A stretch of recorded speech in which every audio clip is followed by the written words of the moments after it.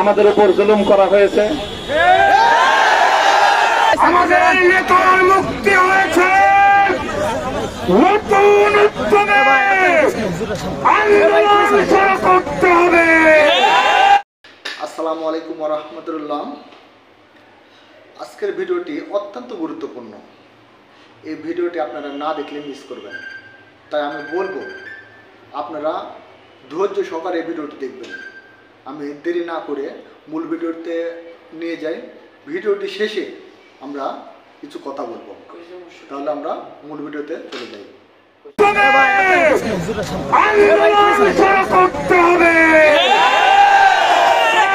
জুলুম নির্যাতন করে ইসলামী আন্দোলনের অগ্রযাত্রাকে রুখে দেওয়ার যারা দিবা স্বপ্ন দেখে তারা ভুলের মধ্যে আছে।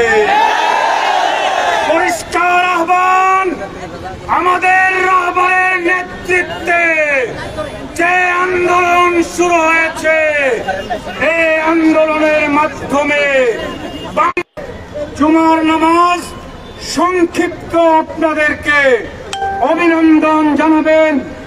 আমাদের কাঙ্ক্ষিত বরেণ্য মুক্তিপ্রাপ্ত সিপাহসালার শাইখুল হাদিস ইবনে শাইখুল হাদিস হযরতুল আল্লাম মামুনুল হক হাফিজাহুল্লাহ।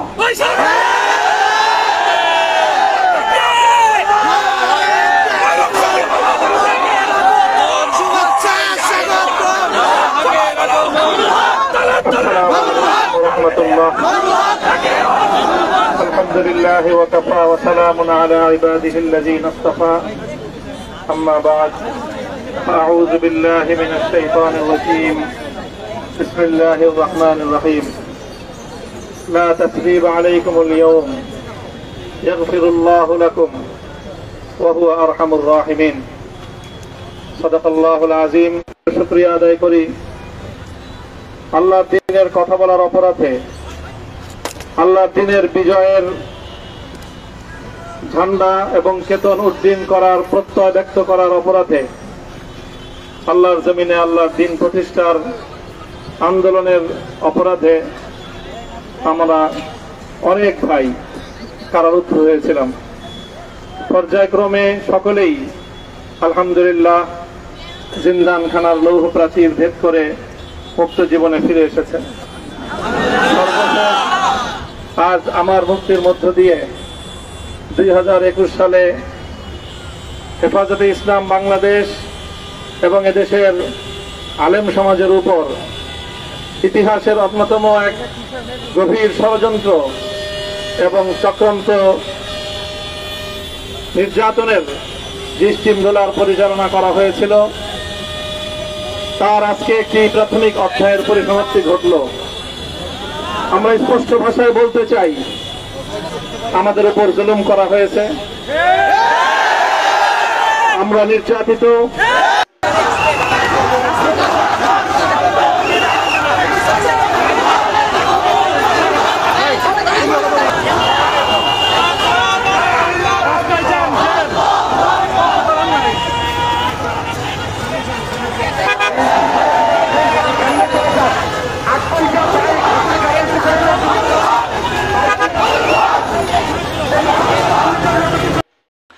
দেশ ও দেশের বাইরের যে যেখান থেকে এই ভিডিওটি আপনারা দেখছেন, সকলকে আমার সালাম।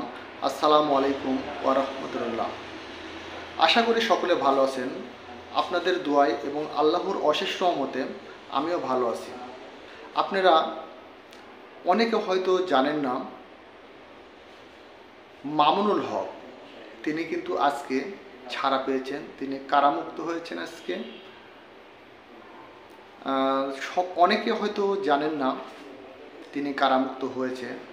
আমি বলবো যারা এখনও জানেন না তাদের কাছে ভিডিওটি দেওয়ার জন্য, যারা ভিডিওটি দেখতেছেন তারা ভিডিওটি অবশ্যই শেয়ার করবেন। তাহলে যারা এই ভিডিওটি এখনও দেখেন নাই তারা আপনার শেয়ারের মাধ্যমে দেখতে পাবেন।